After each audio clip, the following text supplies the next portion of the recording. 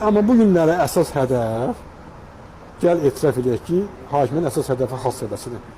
Sağdan da vururlar, soldan da vururlar, altdan da vururlar, üstdən də Xalq vururlar. Cəbhəsinin bir dənə uğurlu cəhəti odur ki, Əli ilk dəfə digitallaşmağı bacaran adam oldu. Yəni ilk dəfə YouTube-da çağırış eləmək, canlı yayıma çıxmaq, Əli-Kərimdən əvvəl Instagramda zət hələ də bilmirlər nədir, yəni gic kanallar çıxır. Əli-Kərimdə sən elə bir ki, yorulmur da, bu adam daim işləyir da, elə bir ki, bütün vasitələrlə elə bir ki, onun elə bir ki, ona qarşı təcrübələr, evinin qabağındakı aksiyalar, telefonların kəsilməsi, internetin kəsilməsi, zad eləməsi, onu müxtəlif vasitələrlə yeni, belə deyək də, yeni şeylərə əl atdı.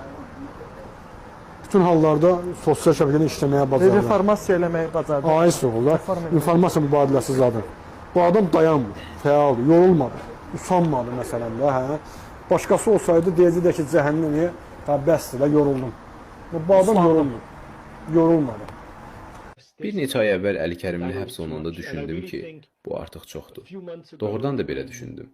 Son 20 ildə Azərbaycan müxalifətinin simvolik liderlərindən birini, bəlkə də xaricdə ən çox tanınan 3-cü və ya 4-cü Azərbaycanlını həbs edirsənsə, deməli artıq həddi aşmısan.